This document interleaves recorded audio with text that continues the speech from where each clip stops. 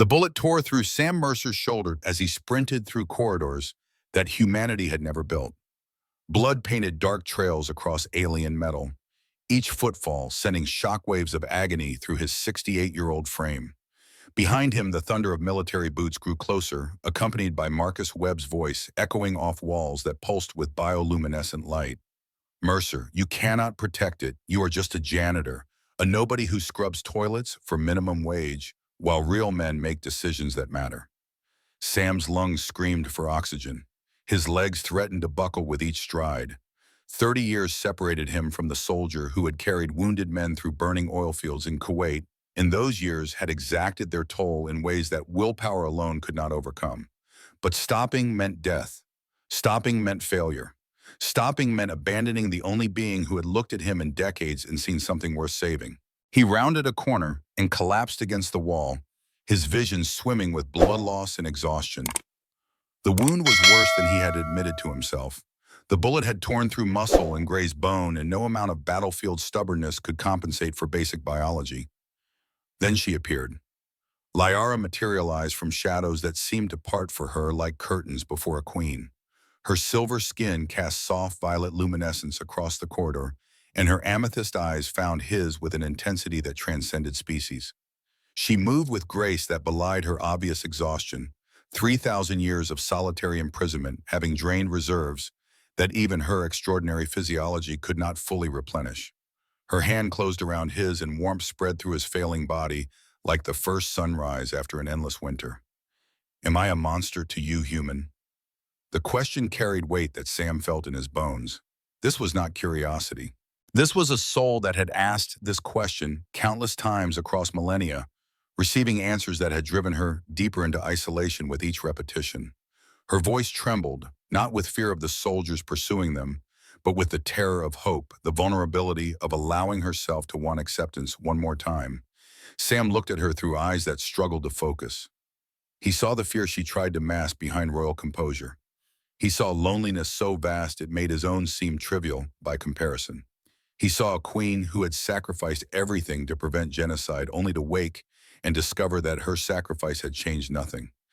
His answer emerged without hesitation, carried on breath that might be among his last. No, you are not a monster.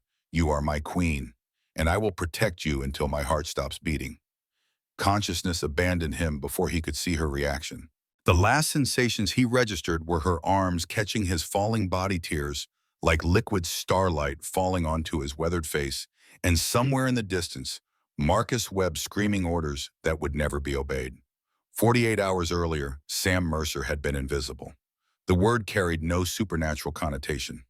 His invisibility was the mundane variety, the kind that accumulated naturally around 68-year-old men who worked night shifts cleaning floors that important people walked across without looking down. Research Station Delta 7 employed 1,700 personnel across various security clearances and scientific disciplines. Sam Mercer existed at the bottom of every hierarchy that mattered, his presence noted only when something needed cleaning and forgotten the moment that cleaning was complete. His shift began at 10 each evening and ended at 6 each morning, 8 hours of pushing carts through corridors where discoveries happened behind locked doors he would never be authorized to open. The work suited him. Silence suited him. The absence of human connection that would have devastated a younger man had become comfortable armor for one who had lost everyone worth connecting to. Margaret had died 3 years ago, her battle with cancer ending on a Tuesday morning that had somehow poisoned all subsequent Tuesdays with grief he could not articulate. 40 years of marriage had created a life he did not know how to live alone. Their house felt too large without her voice filling its rooms, too quiet without her laughter, too empty without her presence reminding him daily that someone believed he was worth loving. So he worked nights. He slept through days. He existed in the liminal space between neither fully present nor entirely absent, waiting for something he could not name and had stopped expecting to find. The cleaning cart squeaked as Sam guided it through quarter 7, its damaged wheel a constant companion that maintenance had promised to repair 4 months ago. Fluorescent lights flickered overhead in patterns so familiar they had become invisible. He passed the break room where coffee rings stained tables that no one cleaned except him. He passed security checkpoints where guards scrolled through phones without acknowledging his existence. He passed laboratory doors, behind which the future was being invented by people who would never know his name. Control Room C4 waited at the end of his route, the main monitoring hub for the station's most classified project. Sam's clearance allowed him access for cleaning purposes only with cameras tracking his every movement to ensure he touched nothing beyond trash cans and floor tiles. He had cleaned this room perhaps 2,000 times without incident, without curiosity, without any awareness that tonight would be different. The door opened at 2:47 a.m., precisely on schedule. Blue-white light from dozens of monitors cast the room in colors that reminded Sam of hospital equipment, of the machines that had measured Margaret's decline in numbers and graphs he had learned to read, despite wishing he could not. The night crew had departed an hour ago, leaving behind energy drink cans and candy wrappers that Sam collected with the mechanical efficiency of long practice. He was wiping down a console near the back wall when the anomaly caught his attention. Most displays showed data streams in languages he did not speak, scientific notation, and classified information that his brain had learned to process as meaningless patterns requiring no interpretation. But one screen, older than the others and positioned in a corner as if embarrassed by its obsolescence, displayed something different. A waveform pulsed across its surface in rhythms that seemed almost organic, rising and falling with a regularity that reminded Sam of breathing, of heartbeats, of the monitors that had tracked vital signs in field hospitals, where the difference between a soldier living and dying had come down to recognizing when rhythms faltered. This rhythm was not faltering. It was waiting. Sam leaned closer, his cleaning cloth forgotten in his hand. The waveform originated from coordinates labeled only as Area 7, a designation he had encountered on door signs but never behind those doors. The timestamp in the corner showed data stretching back decades, perhaps longer. The pattern never changing, never accelerating, never doing anything except continuing with patience that seemed almost deliberate. He pressed the intercom button connecting to the security station. "This is Mercer janitorial staff. I am in C4. There is something on one of the monitors I think someone should examine." Static preceded a bored voice. "What kind of something?" "A signal, a pattern. It appears to originate from Area 7. The silence that followed lasted long enough for Sam to wonder if the connection had failed. When the guard spoke again, condescension had replaced boredom. "Area 7 is classified far above your clearance, Mercer. Finish cleaning and forget whatever you think you observed." But the pattern appears biological. It resembles a heartbeat that has been slowed by a factor of perhaps 100, as if something were sleeping and waiting to wake. "Mercer." The voice hardened into warning. "You clean floors. We monitor systems. If something required attention, we would have noticed. Complete your shift and go home. That is an order, not a suggestion." The intercom clicked into silence. Sam stood alone in the blue-lit control room, staring at a waveform that pulsed with impossible patience. The guard was correct about one thing: Sam cleaned floors. His job description did not include investigating anomalies, questioning protocols, or remembering anything that happened during shifts when forgetting would be more convenient. He finished cleaning Control Room C4. He emptied the final trash bag, wiped the final console, returned his cart to the supply closet where it would wait for tomorrow's identical routine. He clocked out at 4:23 a.m., drove his 15-year-old pickup truck through security gates that opened without anyone checking his identification, and headed east toward a sunrise that painted the desert in colors Margaret would have loved. Sleep did not come. Every time Sam closed his eyes, the waveform appeared behind his eyelids, pulsing with rhythm that seemed to call to something buried deep in his memory. He dreamed without sleeping of vast chambers filled with light that moved like breathing. He heard without ears a voice calling across distances measured not in miles but in millennia. He felt without touching a loneliness so profound that his own seemed trivial in comparison. The next evening, Sam arrived at Research Station Delta 7 with a decision already made. His route proceeded normally for the first 2 hours. Administrative wing, cafeteria, technical areas. He nodded to night workers who did not nod back, answered perfunctory questions about his health, with responses so familiar they required no thought. Nothing in his behavior suggested deviation from routine. But when his route brought him to the East Maintenance Corridor, Sam turned left instead of right. The service tunnels beneath Delta 7 formed a labyrinth of pipes and conduits, their concrete walls sweating condensation in the perpetual coolness that existed below desert surfaces. Sam had cleaned these tunnels during his first year at the station, before budget reductions had eliminated that responsibility from his contract. The mental map he had constructed then remained intact, guiding him through turns that grew stranger with each descent. Modern concrete gave way to stone blocks fitted with precision that seemed impossible for their apparent age. Lighting panels embedded in ceilings cast shadows that moved in directions shadows should not move. The air thickened with ozone and something else, something that tasted the way Sam imagined starlight might taste if starlight had flavor. He stopped before a door that should not have existed. Its surface gleamed with metal that reflected colors he could not name, covered in symbols that seemed to shift when viewed directly. No handle presented itself, no keypad or scanner or any mechanism his experience recognized as functional. The door simply existed, waiting with the same patience as the waveform that had called him here. Sam reached out and touched its surface. The door opened. The chamber beyond defied every assumption Sam had accumulated across 68 years of existence. Vast beyond any space that should have fit beneath a research facility, its walls curved upward into darkness that somehow still glowed with inner light. Columns of crystalline material rose from floors that rippled like water, but supported his weight like stone. And everywhere light pulsed in the rhythm he had seen on the monitor, the rhythm that had called to him across barriers of security clearance and common sense. Sam walked forward, drawn by forces he could not name, and no longer tried to resist. His footsteps echoed in patterns that seemed to multiply, to harmonize, to create music from mere movement. The cleaning supplies he had brought as cover hung forgotten at his side, their purpose rendered absurd by surroundings that had never known mops or brooms or the concept of maintenance. The chamber's center held a structure he could only interpret as a throne, though no throne in human history had looked remotely similar. It rose from the floor in spirals of impossible metal, its seat occupied by a figure frozen in stillness, so perfect it seemed less like sleep and more like time itself had forgotten to include her in its passage. Her skin caught the pulsing light and threw it back in silver cascades. Her features combined the familiar and the alien in proportions that his brain struggled to process.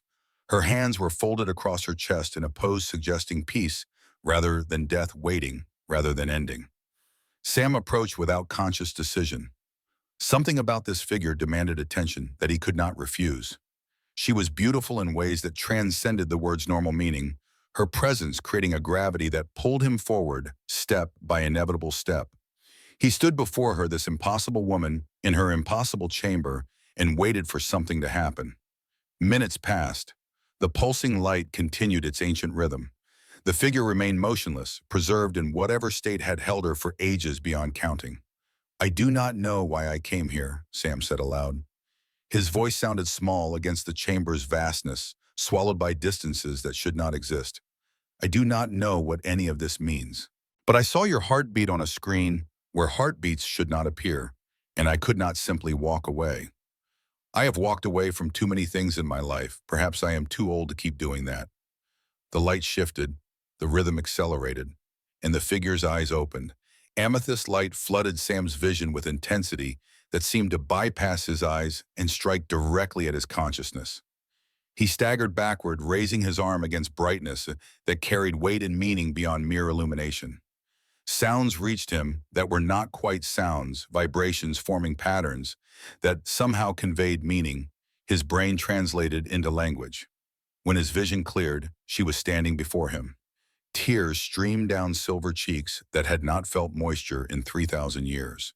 Her body trembled with emotions too vast and too ancient for human comprehension. She looked at Sam with eyes that had witnessed civilizations rise and fall, eyes that held loneliness so profound it made his own seem like a momentary inconvenience.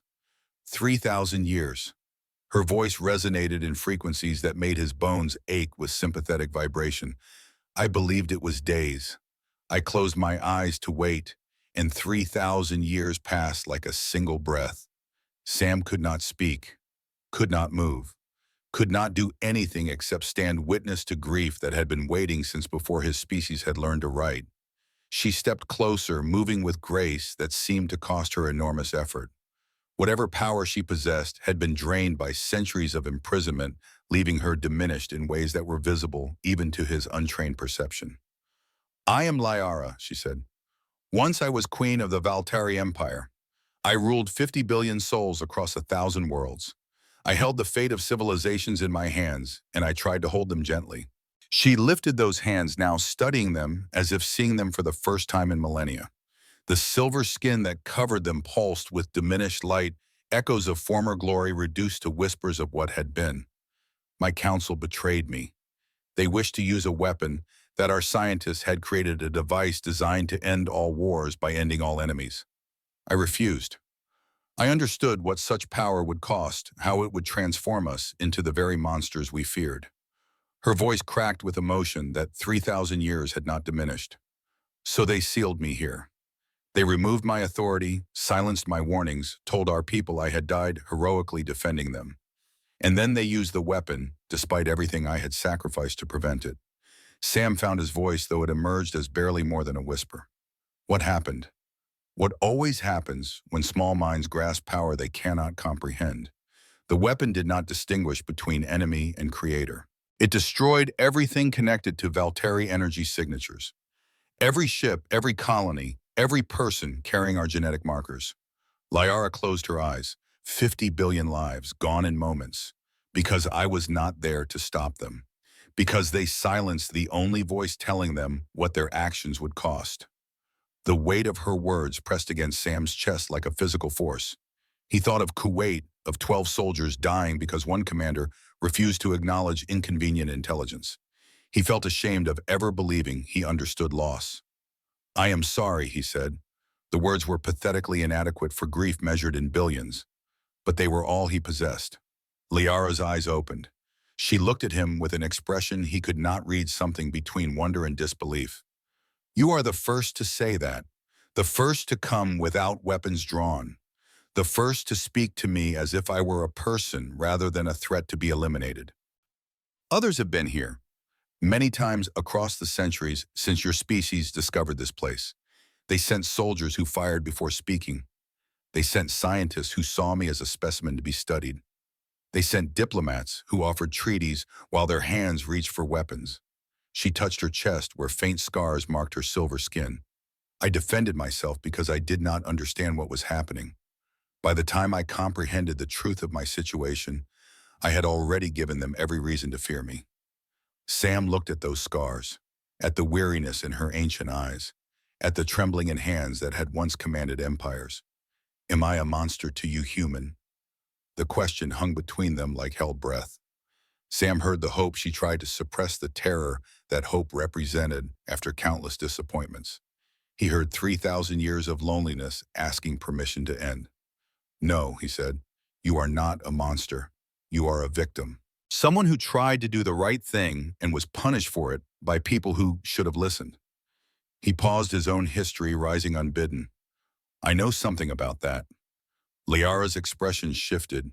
The light pulsing through her skin brightened slightly, like dawn beginning to break after an endless night. You speak truth, she whispered. I can feel it in your words. After so long surrounded by deception, I had forgotten what honesty felt like.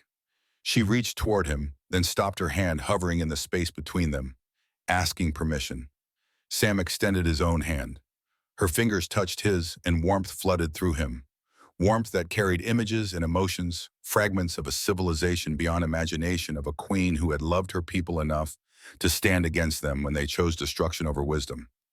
The connection broke. Liara stumbled, weakness claiming her, and Sam caught her without thinking. She weighed almost nothing, her body seemingly made of light given temporary form. I must rest, she said. This awakening has cost me more than I anticipated. Will you stay? I am a janitor. I should not be here at all. Someone will notice my absence from my route. Then you must go. Disappointment flickered across her features, quickly suppressed behind royal composure. I understand. You have your own world, your own responsibilities. I should not expect. I will come back. The words surprised him as much as they seemed to surprise her. But once spoken, he recognized their truth. He would return. Whatever impossible thing had begun in this chamber beneath the Nevada desert, he could not walk away from it. He had walked away from too many things already. Tomorrow night, he promised. Same time. I will find a way. Liara's smile was the most beautiful thing Sam had seen since Margaret's face on their wedding day. He made his way back through tunnels that seemed shorter now that he knew their destination. The door closed behind him without sound. The corridors returned to their familiar concrete and fluorescent normalcy. His cleaning cart waited where he had abandoned it, patient and uncomplaining. Sam finished his shift on automatic pilot, his hands performing familiar motions while his mind remained miles below in a chamber where an alien queen waited for someone to treat her like a person rather than a problem. He clocked out at the usual time, drove through security gates that opened without incident, headed toward a sunrise that seemed somehow brighter than yesterday's. He was almost to his truck when a voice stopped him cold. Mercer. Sam turned. A man stood behind him, tall and military straight, despite gray hair and lines that mapped decades of hard decisions. His uniform bore insignia that Sam recognized with a surge of hatred he had spent 30 years trying to bury. Colonel Marcus Webb, the man who had ordered the assault that killed 12 soldiers in Kuwait. The man whose career had advanced on graves that Sam's nightmares still visited. The man who had somehow materialized in this parking lot at the exact moment Sam least wanted to see anyone from his past. Webb. Sam kept his voice neutral, though his hands had clenched into fists without conscious instruction. I did not know you were stationed here. Director Webb now, actually. I run the Special Projects Division. This entire facility answers to me. Webb's smile carried no warmth whatsoever. I heard you were working here. Janitor, correct, cleaning floors and emptying trash cans. How appropriate for someone who always preferred cleaning up messes to making the hard decisions that create them. I preferred keeping soldiers alive to getting them killed through arrogance, if that is what you mean. Something flickered in Webb's eyes. Anger, perhaps. Or the recognition that old wounds still bled when pressed. You always did have a mouth on you, Mercer. I am surprised it has not gotten you into more trouble over the years. Trouble finds me regardless of what my mouth does. Some things never change. No, some things do not. Webb stepped closer, his presence invading Sam's space with the casual dominance of a man accustomed to being feared. I understand you had some concerns about data appearing on monitors in Control Room C4. Something about biological signals originating from restricted areas. Sam's blood chilled. I reported an anomaly. Security dismissed it as irrelevant. Security reports to me. Everything in this facility reports to me. And I find it interesting that a janitor with no scientific training noticed something that my monitoring team somehow overlooked. Webb's eyes narrowed. Or perhaps they did not overlook it. Perhaps they simply decided that certain observations from certain observers were better left unacknowledged. I do not understand what you are implying. I am not implying anything. I am telling you directly that Area 7 is classified at levels you cannot imagine. Whatever you think you saw on that monitor, forget it. Whatever curiosity you might feel about what lies beneath this facility, suppress it. And whatever ideas you might have about investigating matters above your clearance, abandon them immediately. I am just a janitor. I clean floors. I have no interest in classified matters. Good.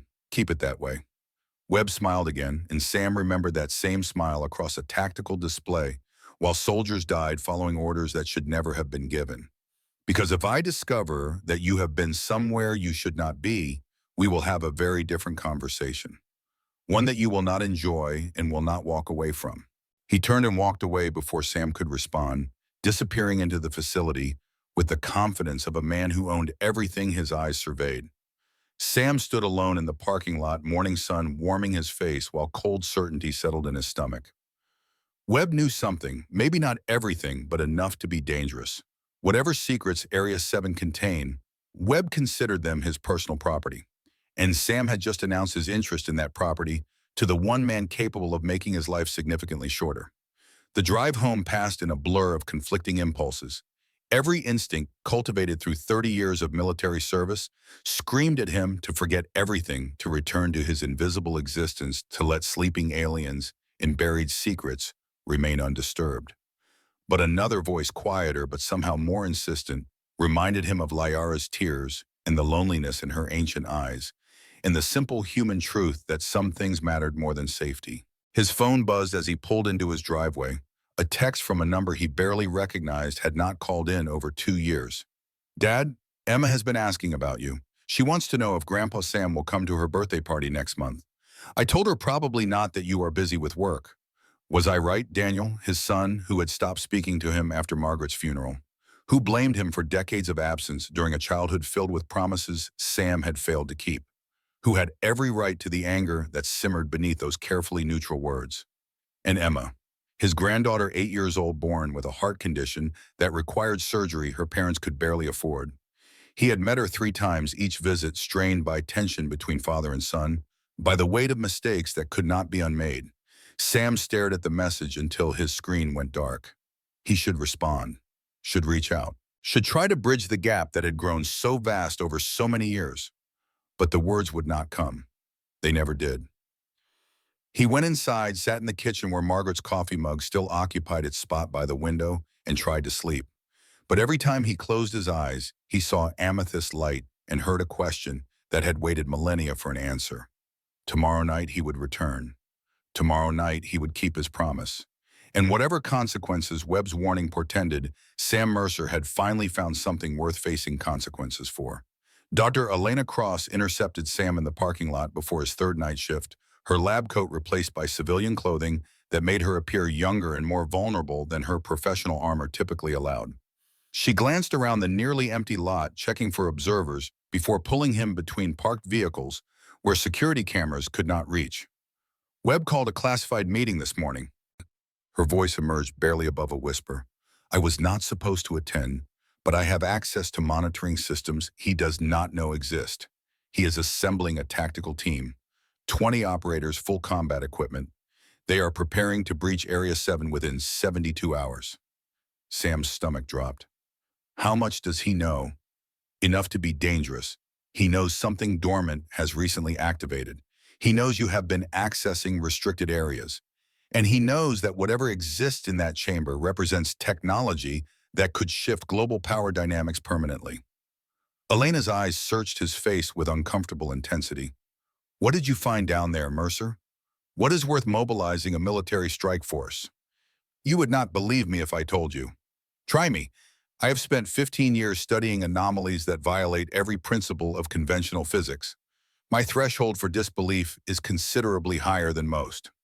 Sam studied the young scientist before him. She had risked her career, possibly her freedom, to deliver this warning.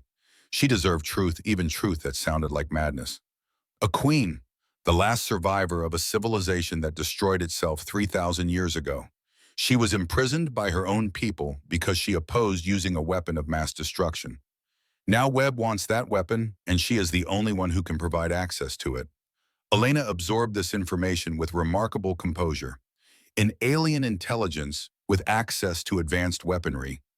Webb must be practically salivating. You believe me? I believe something extraordinary is happening. I believe Webb becomes dangerous when he wants something badly enough. And I believe you are not the type of man who invents stories for attention.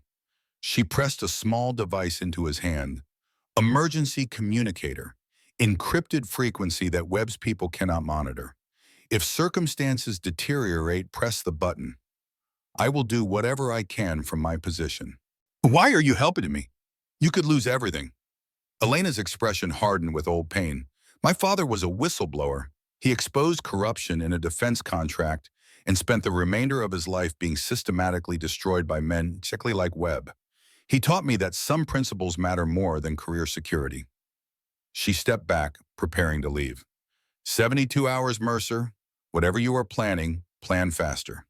She disappeared into evening shadows, leaving Sam alone with a countdown he could not stop and a responsibility he could not abandon. The chamber felt different when he arrived. Pulsing light had intensified throughout the space, responding to Lyara's growing strength as her body recovered from millennia of forced stasis. She stood before a section of wall that had transformed into a window displaying star systems Sam could not identify and would never visit. You are troubled. She turned to face him, her amethyst eyes reading his expression with disconcerting accuracy. Something has changed since yesterday. Webb knows about you. He is assembling soldiers. We have less than 3 days before they arrive. Lyara absorbed this news without visible panic. 3,000 years of loss had taught her that catastrophe was simply the universe's default state to be endured rather than feared. Then we must accelerate our timeline. The archive can be awakened, but the process requires preparation that normally spans weeks. She gestured toward the throne at the chamber's center. Come, there is much you need to understand before we proceed. She led him through passages he had not explored deeper into the complex that honeycombed the earth beneath the Nevada desert. Each chamber revealed wonders that made previous wonders seem ordinary. Libraries where crystalline structures stored information in formats his species had not yet imagined. Laboratories where experiments remained frozen mid-process, waiting for scientists who would never return. Living quarters that still contained personal effects of people who had died 3,000 years ago, their daily lives interrupted by extinction. We were not warriors by nature, Lyara explained as they walked. The Valteri Empire expanded through knowledge rather than conquest. We discovered cures for diseases that plagued younger species. We shared technology that elevated civilizations from darkness. Our greatest achievement was the Academy, where minds from across the galaxy gathered to learn and teach and push the boundaries of what was possible. What changed that? Fear. The word carried the weight of civilizations. We encountered a species called the Devourer Swarm. They consumed everything in their path, not for resources or territory, but because consumption was their fundamental nature. For the first time in our history, we faced an enemy that could not be reasoned with, could not be educated, could not be integrated into our vision of cooperative advancement. They entered a chamber dominated by a holographic display that activated at her gesture. Sam's breath caught as images materialized, showing ships larger than cities engaged in desperate combat. Worlds being stripped of atmosphere and water and life. The Valtari fleet fighting hopelessly while planets died in their wake. We were losing, slowly but inevitably, world by world, system by system. Our council debated endlessly while billions perished. And then one of our scientists proposed the extinction protocol. Lyara's voice grew cold. A weapon capable of destroying the swarm entirely, erasing them from existence as if they had never evolved. But you opposed it. I understood what such a weapon truly meant. Not merely the death of our enemies, but the death of everything we believed about ourselves. If we could destroy one species utterly, we would eventually find reasons to destroy others. The weapon would transform us from teachers into exterminators, from builders into destroyers. She closed her eyes. My brother Varen disagreed. He convinced the council that survival justified any means. When I refused to authorize deployment, they removed me from power and sealed me in stasis. They told our people I had died heroically, and then they used the weapon despite everything I had sacrificed to prevent it. And it turned on them. In their haste to deploy, they failed to account for the weapon's true nature. It did not simply destroy the swarm. It destroyed everything connected to Valteri energy signatures. Every ship that carried our technology, every colony that used our power systems, every person whose genetics carried markers of our species. Her hand touched the wall and the holographic display shifted to show the aftermath. Empty space where worlds had orbited, silent stations drifting without power or life. The weapon did not distinguish between enemy and creator. It simply eliminated everything our civilization had ever touched. Sam struggled to comprehend destruction on such a scale. His entire frame of reference for tragedy consisted of 12 soldiers in Kuwait and one wife in a hospital bed. 50 billion lives ending simultaneously existed beyond his capacity for emotional processing. The archive, he said slowly, working through implications. That is what Webb wants, the weapon specifications. The archive contains all Valtari knowledge, including the extinction protocol, but it also contains everything else. Medical advances that could eliminate any disease currently affecting your species. Energy technologies that could end your dependence on destructive resources. Methods of interstellar travel that could open the galaxy to human exploration. Lyara turned to face him fully. The archive represents humanity's potential salvation or its certain destruction. The outcome depends entirely on who controls access to its contents. Webb will choose destruction. He always does. Then we must ensure he never gains control. Lyara led him to the chamber's center where a pedestal rose from the floor in spirals of crystalline metal. The archive can only be fully awakened by two consciousnesses working in harmony. One Valtari, one being of pure intention. The process was designed this way deliberately to prevent any single individual from accessing its full power regardless of their species or position. What does pure intention mean in practical terms? It means someone whose deepest motivation is not personal gain, not revenge, not fear of consequences. Someone who acts from genuine desire to benefit others, even when that desire carries personal cost. Her eyes met his with uncomfortable intensity. When you found me, you carried no weapons. You came seeking to understand rather than exploit. You spoke to me as a person worthy of respect rather than a resource to be claimed. In 3,000 years of encounters, you are the first to approach me with intentions the archive would recognize as worthy of trust. Sam understood what she was asking. The weight of it pressed against his chest like something physical and heavy. If I help you activate the archive, what happens to you? The process will require energy that my stasis, preserved physiology, has been storing for millennia. I will be weakened significantly. She paused. But there is another path. The burden can be shared between two consciousnesses. You would carry part of my memories permanently. The joy and the sorrow, the love and the loss. 50 billion lives would exist within your awareness forever. That sounds like something that might drive a person insane. It might, or it might expand your understanding of existence in ways that make previous limitations seem arbitrary. Liara's hand found his. I will not ask this of you without ensuring you understand completely. The choice must be entirely yours. The communicator in Sam's pocket crackled with Elena's voice. Mercer, we have a complication. Webb just received a report about anomalous data transmission from beneath the facility. He knows something is happening. He is accelerating his timeline.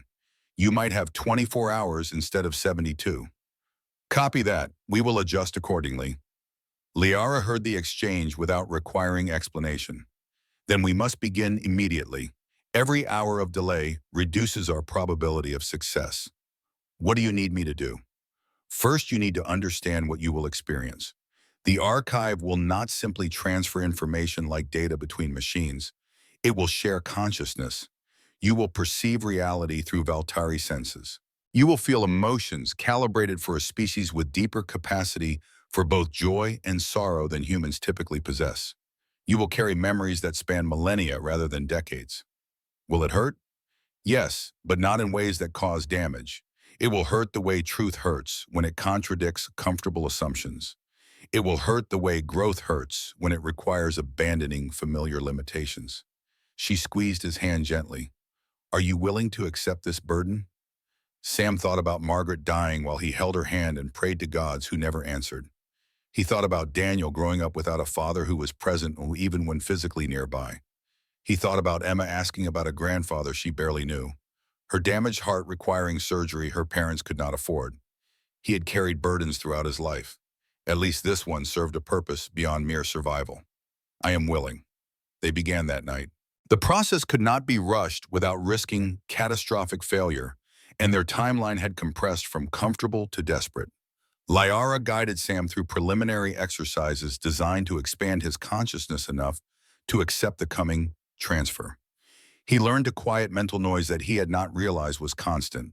He learned to perceive beyond the limitations his species had evolved. He learned that reality contained dimensions his previous existence had never acknowledged. During rest periods, they talked. Liara described her childhood in the academy, surrounded by minds that sparkled with curiosity about everything from quantum mechanics to comparative literature. Sam shared stories of Kuwait and Margaret in the distance that had grown between himself and everyone he should have loved better. They discovered that loneliness transcended species, that loss was universal, that connection could form between beings separated by biology and millennia. You consider yourself a failure, Liara observed during one such conversation. I can perceive it in your thoughts, the conviction that you have accomplished nothing of permanent value. The evidence supports that interpretation. 68 years old, living in a trailer, no one visits, working a job designed to be invisible. My wife died. My son refuses to speak with me. My granddaughter might not survive long enough to remember me. Your wife sounds like someone who saw clearly. She was everything I was not. Patient when I lost my temper. Hopeful when I surrendered to cynicism. She believed in people even when belief seemed foolish. His voice softened with memory. She believed in me when I could not believe in myself. After Kuwait, when I was drinking myself toward oblivion and pushing everyone away, she refused to give up. She saved my life simply by insisting that my life was worth saving. And now you do the same for others. You came to this place expecting nothing and discovered someone who needed exactly what you possessed. Lyara's hand covered his. That is not failure, Sam. That is purpose, finding its moment after years of patient waiting. Sam's phone buzzed. He glanced at the screen and felt his chest constrict. I need to take this. He stepped away, answering with hands that trembled slightly. Daniel. Dad. His son's voice carried exhaustion and something that might have been concern. I got your message about Emma's birthday. Are you actually planning to attend? I said I would. You have said many things over the years. History suggests skepticism is appropriate. The accusation stung because it was earned.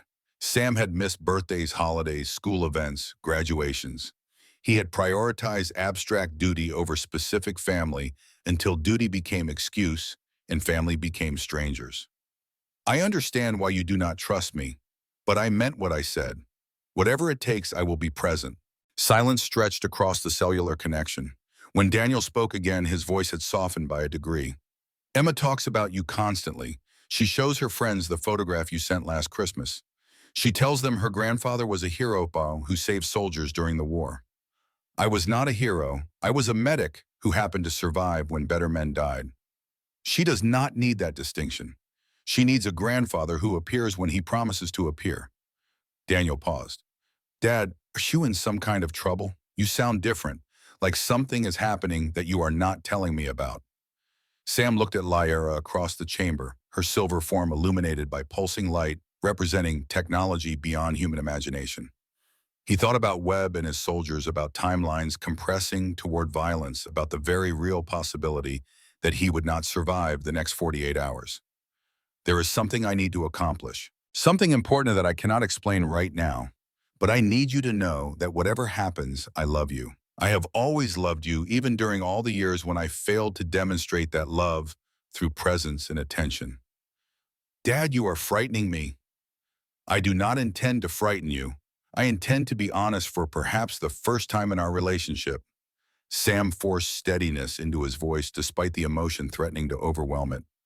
I will explain everything when I see you at Emma's party. I promise, but for now, I need you to trust me. Just this once, even though I have given you no reason to offer that trust. Another long silence. Then, okay, I will trust you, but Dad, please be careful. Whatever you are doing, Emma needs her grandfather to actually arrive this time. I will. I love you, Daniel. I love you too, Dad. The call ended. Sam stood motionless, the weight of his son's unexpected trust pressing against his chest. Decades of earned resentment had not fully extinguished the love beneath it. One phone call could not undo accumulated damage, but it offered something Sam had not realized he needed. A specific reason to survive. A face to fight for when abstract principles faltered. Liara approached her expression thoughtful. Your son. He loves you despite his anger. I do not deserve it. Love rarely concerns itself with deserving. It simply exists waiting for acknowledgement. She touched his arm gently. You have much waiting beyond this chamber. Do not sacrifice your future for my sake. I am not planning to sacrifice anything. I am planning to succeed. They returned to their work with renewed urgency. The archive's awakening proceeded through stages that challenged Sam's consciousness in ways he could not have anticipated. He experienced fragments of Lyara's memories with increasing clarity. Childhood wonder at the academy. The weight of a crown she never wanted but accepted from duty. The moment she realized her brother had chosen extinction over wisdom and the helpless rage of being unable to prevent catastrophe. He also experienced deaths. Not all 50 billion, not even a meaningful fraction, but enough. Enough to understand what had been lost. Enough to feel echoes of countless voices crying out and then falling silent. Enough to change something fundamental in how he perceived existence and its fragility. Elena's updates grew more urgent as hours passed. Webb's tactical team had completed preparations. Equipment was being loaded. Briefings were scheduled. He is planning to move at midnight tomorrow, Elena reported. Whatever you are doing, it needs to be finished by then. Understood. We are proceeding as quickly as circumstances allow. There is something else, Elena's voice dropped. Webb has been making calls to people outside the facility. I cannot access the content, but the patterns suggest he is coordinating with agencies that do not officially exist. Whatever he is planning, it extends beyond simple acquisition of alien technology. What do you think he intends? I think he sees this as his legacy project, the discovery that transforms human civilization under his control. He will not let anything or anyone prevent that, regardless of what laws or ethics require. The communicator fell silent. Sam sat beside Liara as the chamber's light pulsed around them, patient and eternal, despite the urgency pressing against their timeline. We cannot complete the full awakening before Webb arrives, Liara said quietly, but we can accomplish something that might be sufficient. The archive can begin distributing its contents globally before the process completes. Medical knowledge, energy, research, scientific principles. Once that distribution begins, Webb cannot reverse it regardless of what he does to us. You are suggesting we prioritize the archive's contents over our own survival. I am suggesting we prioritize 50 billion lives worth of accumulated wisdom over 2 individual existences. Her eyes met his without flinching. I have lived for millennia already. If my death enables your species to avoid repeating our mistakes, that seems like an acceptable exchange. What about what I want? What about the fact that I am not willing to watch another person I care about die while I stand helplessly nearby? Sam, no, we find another way. We complete the transfer, distribute the archive, and survive to see what happens next. All 3 objectives, or I do not participate. Liara studied him for a long moment. Something shifted in her expression, something that might have been respect or might have been recognition of kindred stubbornness. Very well, we attempt the impossible. It would not be the first time someone I trusted refused to accept limitations that seemed absolute. They worked through the night, pushing the archive's awakening as fast as the process allowed. Sam felt his consciousness expanding, with each passing hour accommodating perspectives and memories that should have overwhelmed a human mind. The burden was heavy, but Liara had been right about sharing it. Together they could carry what neither could have managed alone. Dawn approached. Webb's assault was hours away, and somewhere in the quantum depths of Valtteri technology, the archive stirred toward wakefulness, preparing to transform human civilization, whether individual humans approved or not. Sam looked at his hands, the same weathered hands that had saved lives in Kuwait, and held Margaret's fingers as she slipped away and pushed a cleaning cart through corridors where no one knew his name. Those hands now held the fate of 2 species, the memories of billions, the hope of a future worth building. No pressure whatsoever. Liara touched his shoulder and warmth flowed through the contact. You are ready. The question is whether you believe it. I stopped believing in myself a long time ago. Then believe in the version of yourself that I perceive. The one who faced an alien queen without weapons or hostility. The one who offered compassion when fear would have been easier. The one who refused to abandon someone in need simply because abandonment would have been safer. Her smile carried warmth that transcended species. That person can accomplish what we need to accomplish. I am certain of it, even if you are not. The archive's light intensified, signaling that the moment of decision had arrived. Sam took a deep breath and stepped forward to meet it.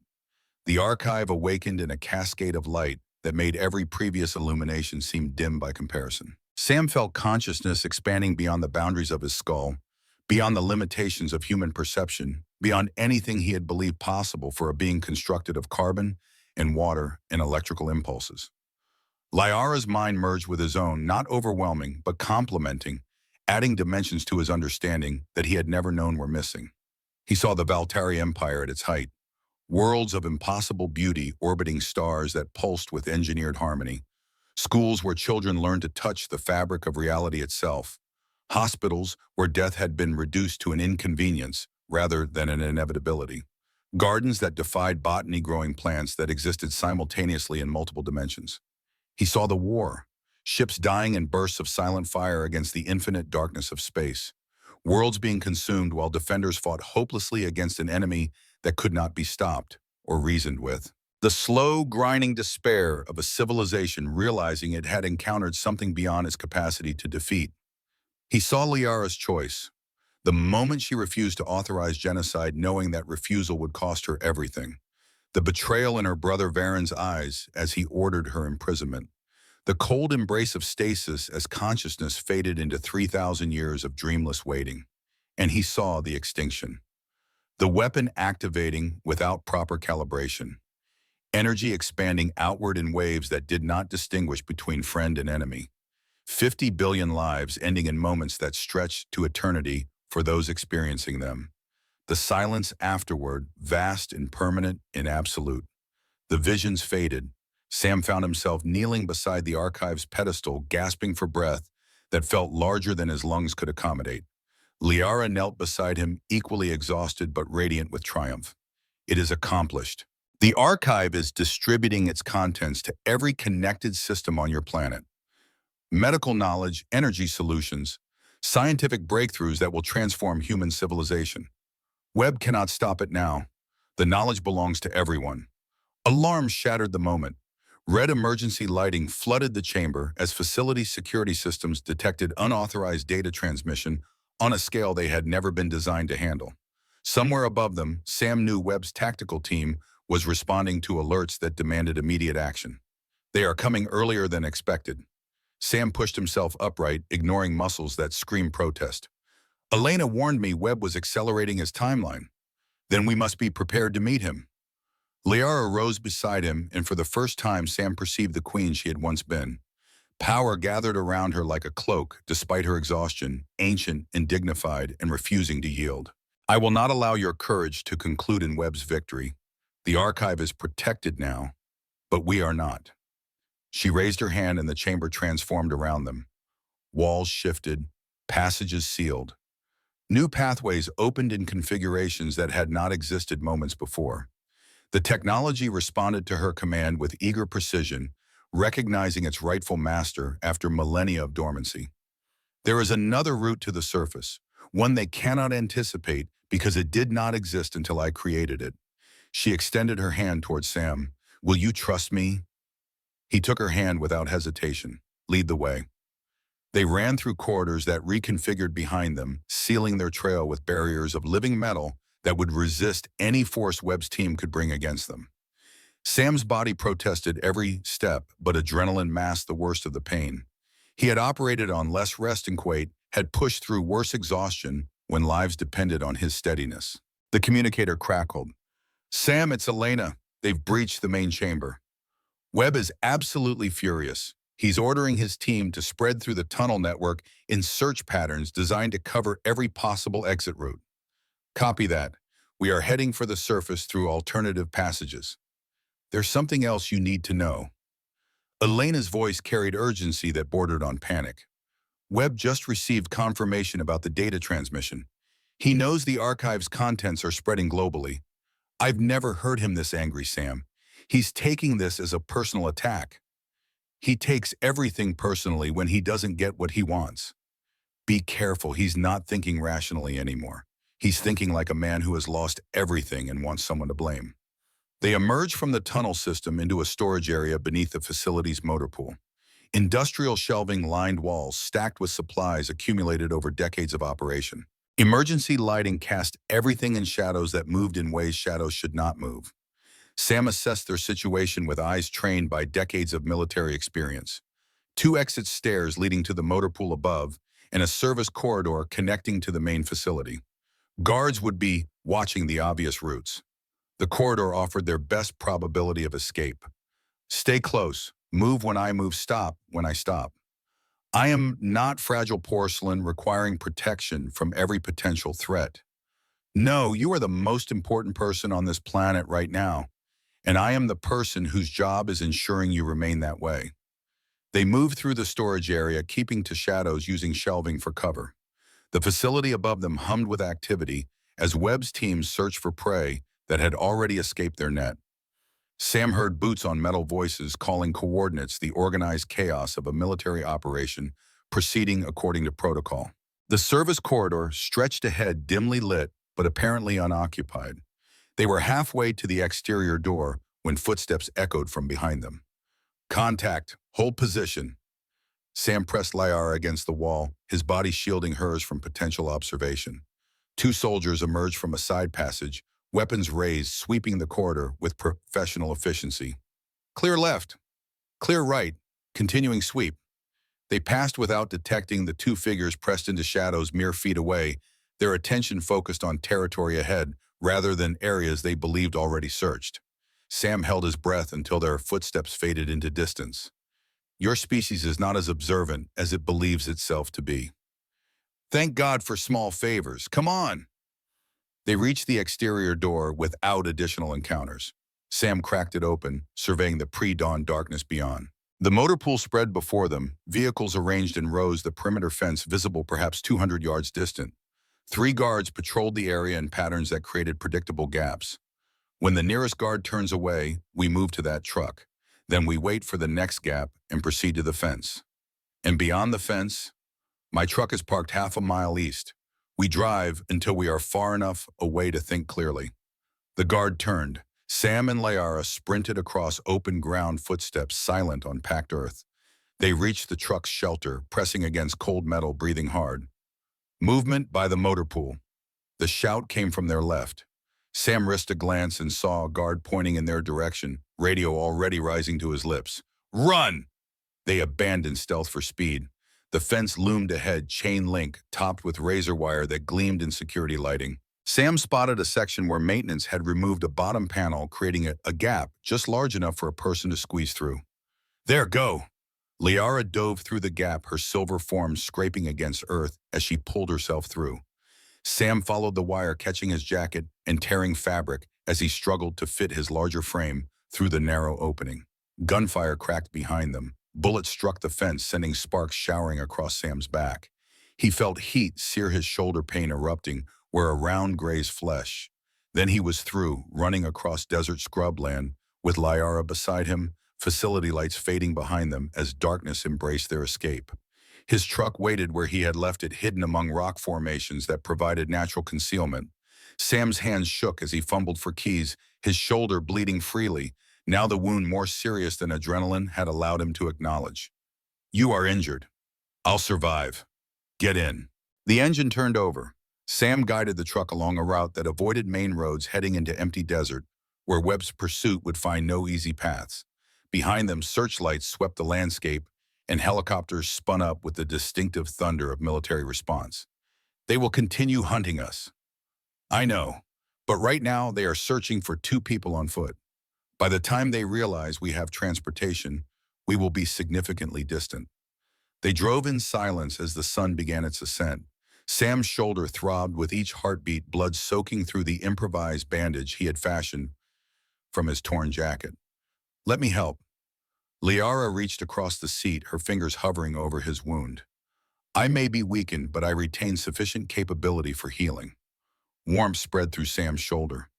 Not the heat of infection, but something deeper, something that felt like cells remembering their optimal configuration. When Liara withdrew her hand, the bleeding had stopped, and pain had faded to a manageable ache. Thank you. It is the minimum I can offer.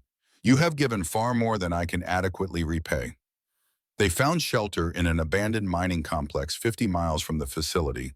Rusted equipment and collapsed structures provided concealment while Sam assessed their situation. Elena's communicator still functioned, providing updates on Webb's increasingly frantic search operations. He's convinced you're still within the immediate perimeter. Helicopters have been circling the same search area for hours. Elena's voice carried exhaustion and worry. But Sam, there's something else you should know.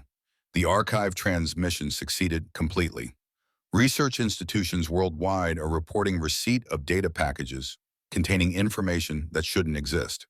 The scientific community is going absolutely crazy trying to understand what they've received. Can Webb suppress it? Not anymore. The distribution was too wide, too fast, too simultaneous. He's attempting to classify the information, but it's already spreading through academic networks faster than anyone can control. You accomplished what you set out to accomplish, Sam. Whatever happens next, you changed everything. Sam looked at Liara, who sat beside rusted mining equipment with her eyes closed. Her silver luminescence had dimmed to a pale glow, her body conserving whatever reserves remained. The queen who had defied her empire to prevent genocide now rested in a crumbling industrial facility, exhausted but victorious. What is Webb doing now? That's the concerning part. He's recalled most of his search teams, called a meeting with senior staff. I can't access what they're discussing, but body language through security cameras suggests nothing good. Elena paused. Sam, I think he's planning something different now. Something that isn't just search and recovery. Such as, I don't know specifically, but be cautious. Webb doesn't accept defeat gracefully. He finds ways to punish people who deny him what he believes he deserves. Sam sat beside Liara as dust motes drifted through shafts of morning light. His body demanded rest, but his mind refused to quiet. You should sleep. Liara's voice emerged soft and tired. We are safe temporarily. Your body requires recovery time. I will sleep when this concludes. This will never conclude in the way you mean. Webb will continue pursuing us. Your government will demand explanations. The world will require answers about knowledge suddenly flooding their institutions.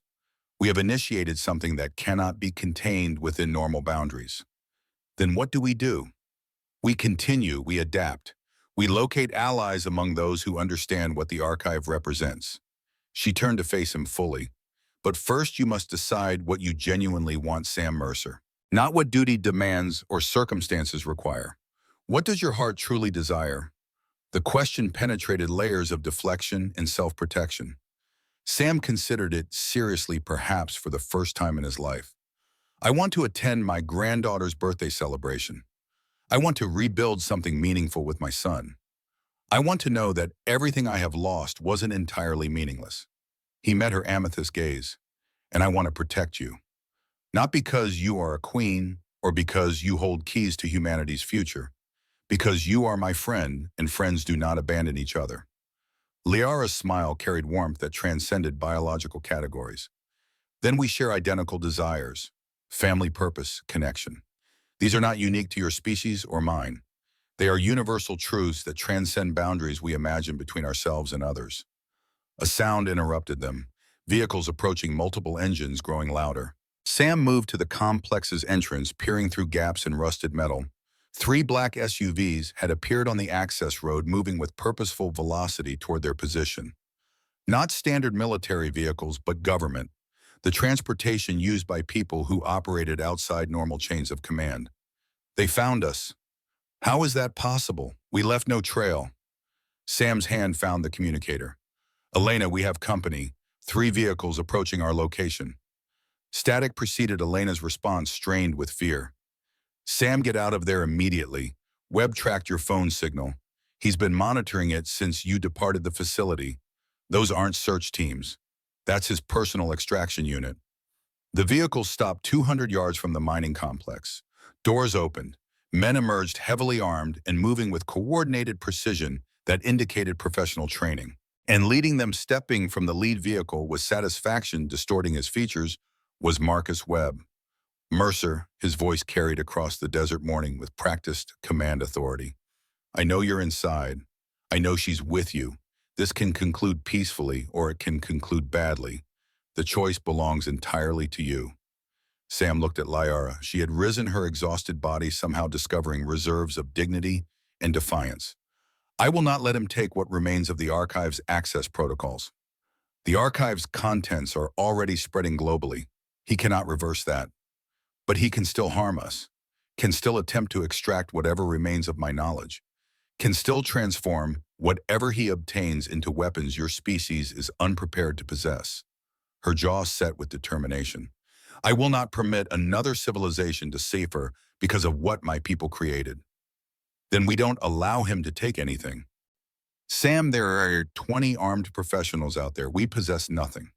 We possess each other. We possess truth. And we possess something Webb will never comprehend. He took her hand. Sometimes beings who appear weakest prove to be strongest.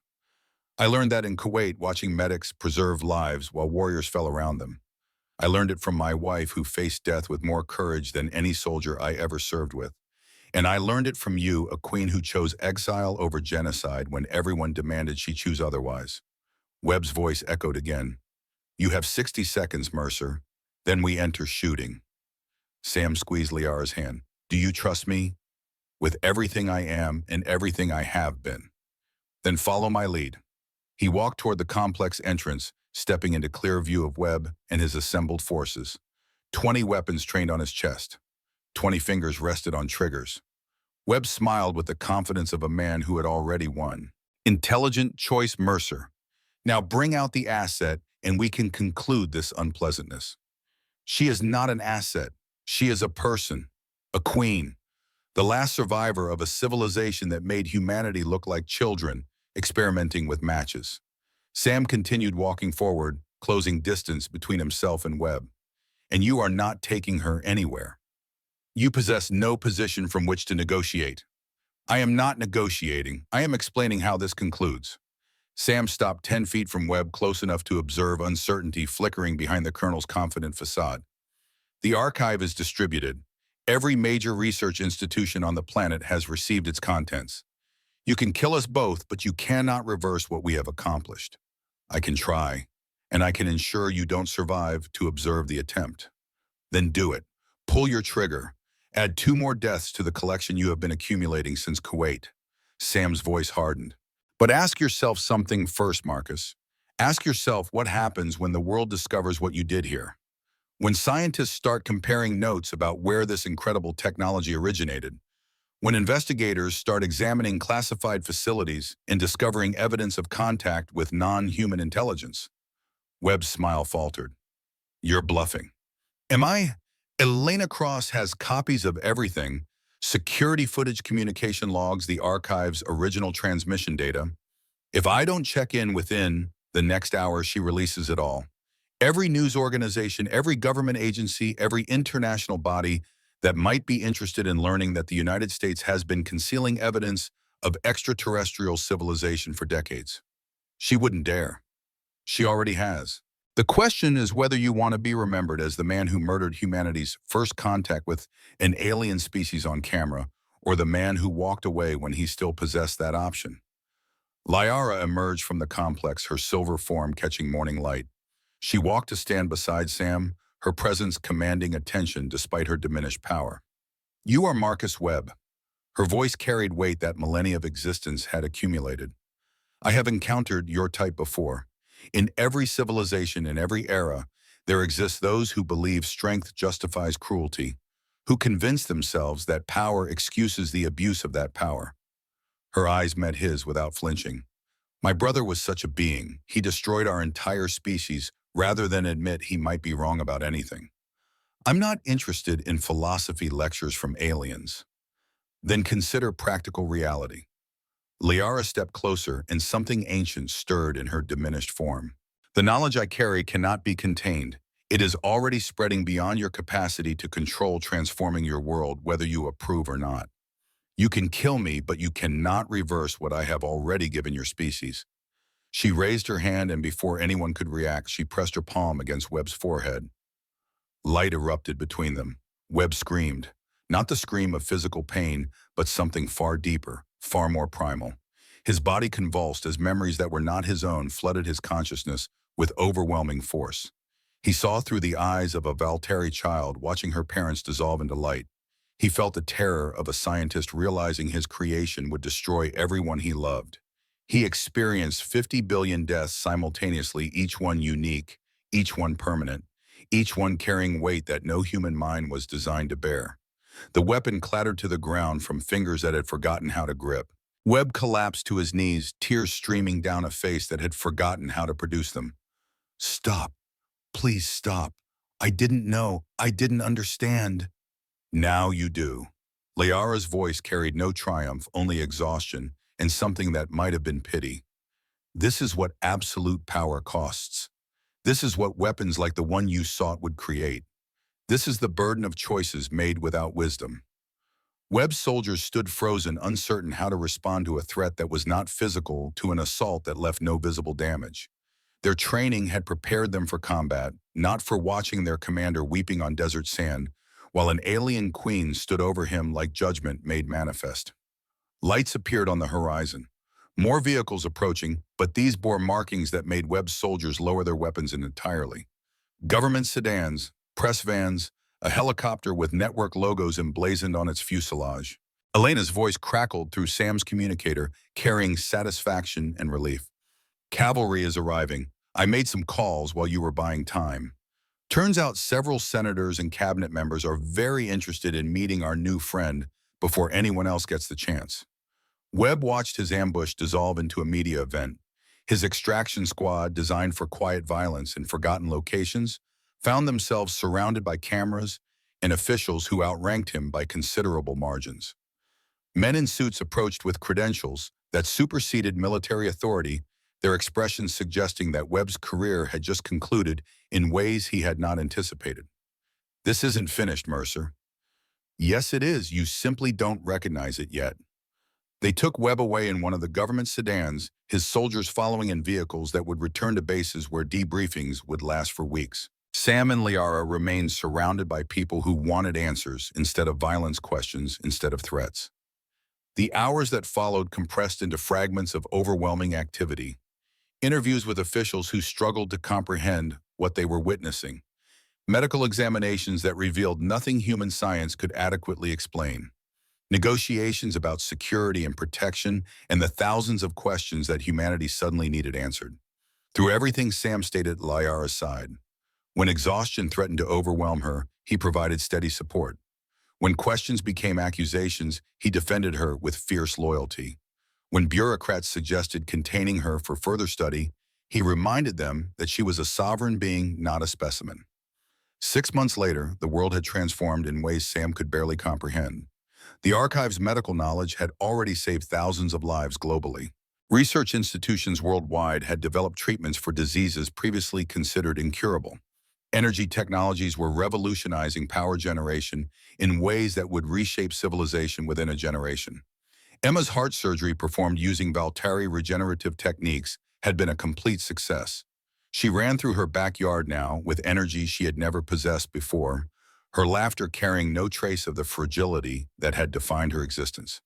Sam stood before a classroom of young scientists and diplomats in the building that bore his name despite his objections. The Mercer Institute for Interstellar Relations had opened its doors 3 months ago, and applications already exceeded capacity by substantial margins. The most important lesson I can teach you, he told the attentive faces before him, is that first contact doesn't require advanced degrees or military training.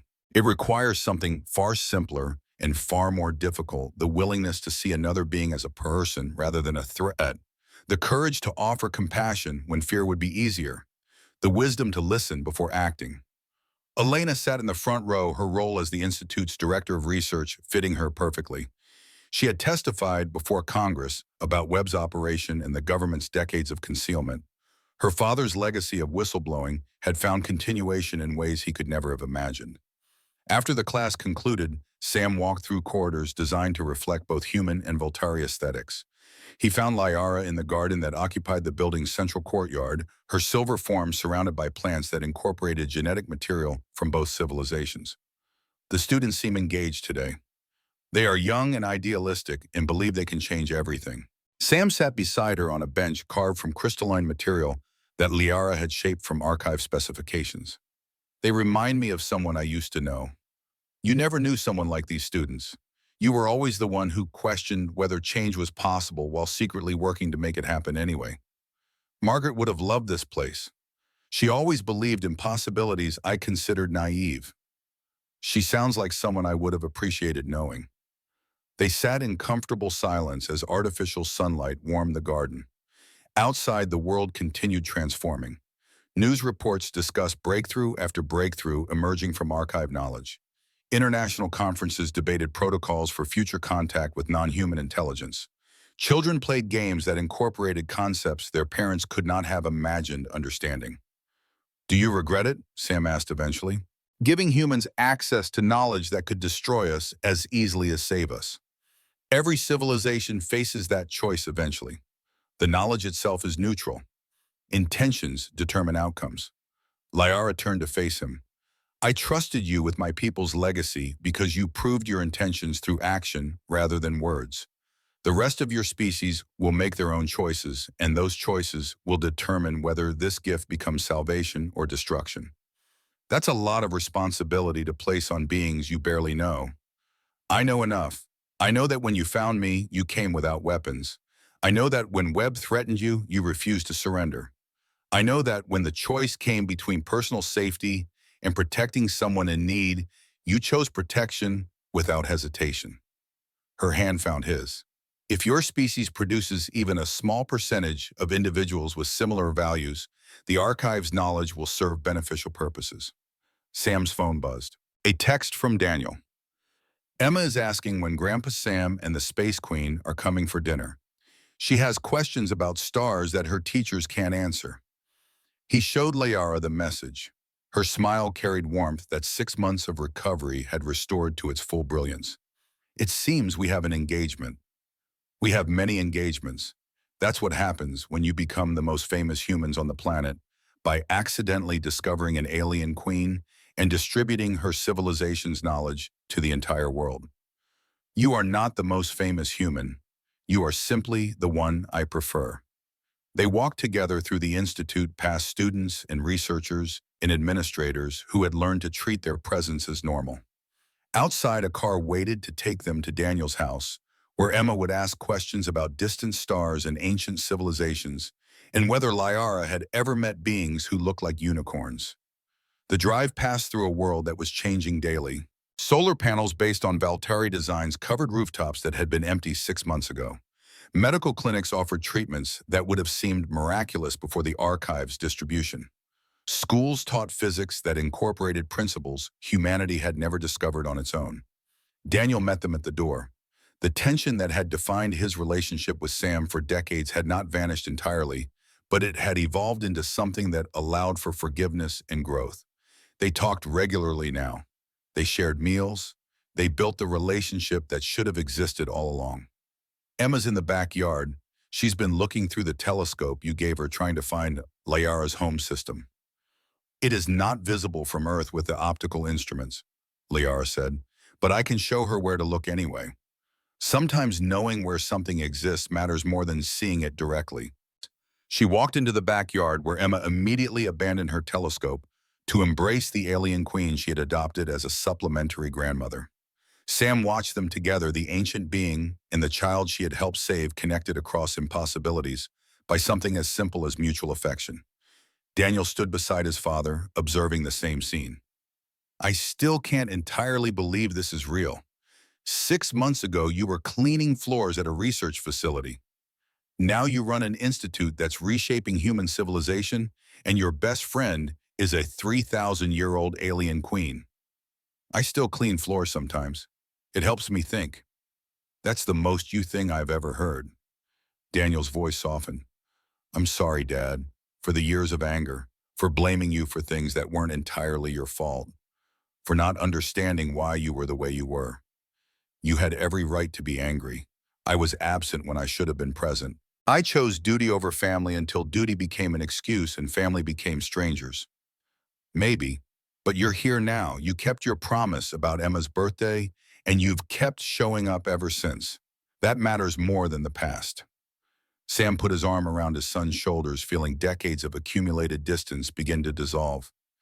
In the backyard, Layara was pointing toward the sky while Emma listened with the absolute attention children gave to things that genuinely mattered. She asked me a question once, Sam said quietly. The first time we met, she asked if she was a monster. What did you tell her? The truth, that she wasn't a monster, that she was someone who had tried to do the right thing and been punished for it. That loneliness doesn't make someone monstrous just alone. Daniel was quiet for a moment. That sounds like something Mom would have said. She taught me how to see people instead of threats. I just forgot for a while. I don't think you forgot. I think you were waiting for someone worth remembering for. Lyara looked up and caught Sam's eye across the yard. Her smile carried 3,000 years of loneliness finally ended, and the hope of a future that extended far beyond either of their individual lifespans. Sam smiled back, feeling peace settle into places that had been empty for longer than he cared to remember. Some questions didn't require complicated answers. Am I a monster to you? No. You are my friend. You are my queen. You are the person who taught me that it's never too late to become who you should have been all along. The sun set over a world that was changing. Emma's laughter echoed across the backyard. Liara's silver luminescence glowed soft and warm in the fading light. Daniel stood beside his father for the first time in years, willing to try again. And Sam Mercer, 68 years old, former soldier, former janitor, current director of humanity's first Interstellar Relations Institute, finally understood that the measure of a life wasn't what you lost, but what you found when you stopped being afraid to look. The beginning of everything that mattered.